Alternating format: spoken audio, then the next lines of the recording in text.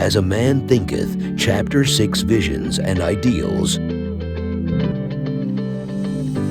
The dreamers are the saviors of the world. As the visible world is sustained by the invisible, so men, through all their trials and sins and sordid vocations, are nourished by the beautiful visions of their solitary dreamers. Humanity cannot forget its dreamers. It cannot let their ideals fade and die. It lives in them. It knows them in the realities which it shall one day see and know.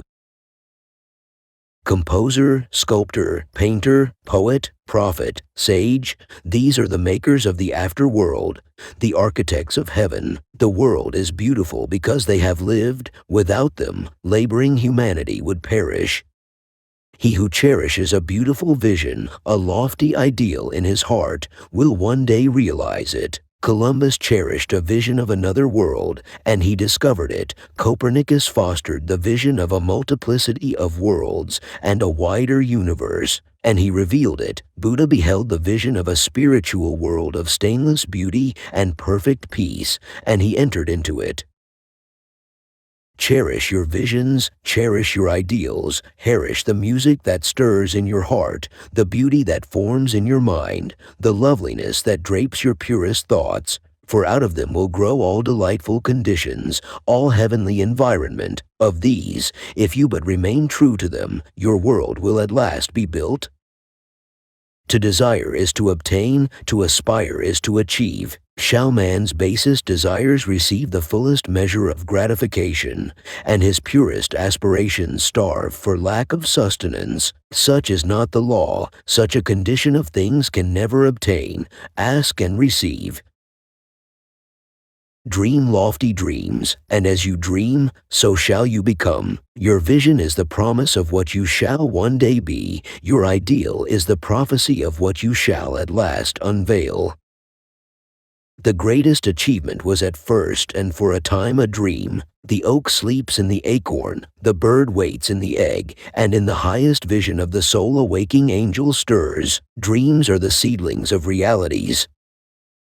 Your circumstances may be uncongenial, but they shall not long remain so if you but perceive an ideal and strive to reach it. You cannot travel within and stand still without. Here is a youth hard-pressed by poverty and labor, confined long hours in an unhealthy workshop, unschooled, and lacking all the arts of refinement. But he dreams of better things. He thinks of intelligence, of refinement, of grace and beauty. He conceives of, mentally builds up, an ideal condition of life. The vision of a wider liberty and a larger scope takes possession of him. Unrest urges him to action, and he utilizes all his spare time and means, small though they are, to the development of his latent powers and resources.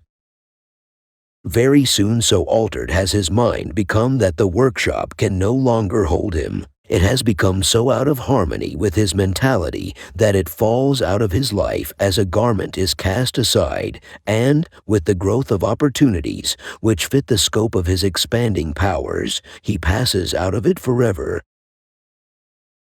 Years later we see this youth as a full-grown man. We find him a master of certain forces of the mind which he wields with world-wide influence and almost unequaled power. In his hands he holds the cords of gigantic responsibilities. He speaks, and lo, lives are changed. Men and women hang upon his words and remold their characters, and, sun-like, he becomes the fixed and luminous center around which innumerable destinies revolve.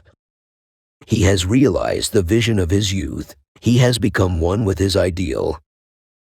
And you, too, youthful reader, will realize the vision of your heart, be it base or beautiful, or a mixture of both, for you will always gravitate toward that which you secretly most love. Into your hands will be placed the exact results of your own thoughts. You will receive that which you earn, no more, no less. Whatever your present environment may be, you will fall, remain, or rise with your thoughts, your vision, your ideal.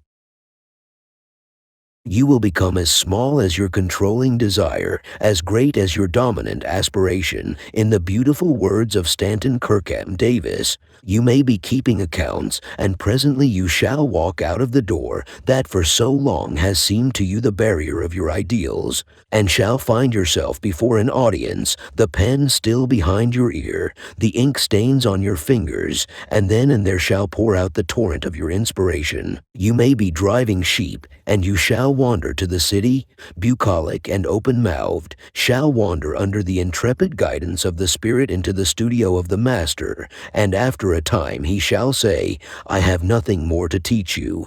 And now you have become the Master, who did so recently dream of great things while driving sheep. You shall lay down the saw and the plane to take upon yourself the regeneration of the world.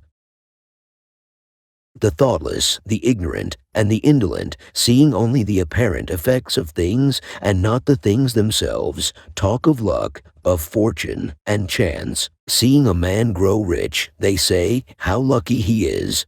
Observing another become intellectual, they exclaim, how highly favored he is. And noting the saintly character and wide influence of another, the remark, how chance aids him at every turn. They do not see the trials and failures and struggles which these men have voluntarily encountered in order to gain their experience, have no knowledge of the sacrifices they have made, of the undaunted efforts they have put forth, of the faith they have exercised, that they might overcome the apparently insurmountable and realize the vision of their heart. They do not know the darkness and the heartaches, they only see the light and joy and call it luck, do not see the long and arduous journey, but only behold the pleasant goal and call it good fortune, do not understand the process, but only perceive the result and call it chance. In all human affairs there are efforts and there are results, and the strength of the effort is the measure of the result. Chance is not. Gifts, powers, material, intellectual, and spiritual possessions are the fruits of effort. They are thoughts completed, objects accomplished, visions realized. The vision that you glorify in your mind, the ideal that you enthrone in your heart, this you will build your life by, this you will become.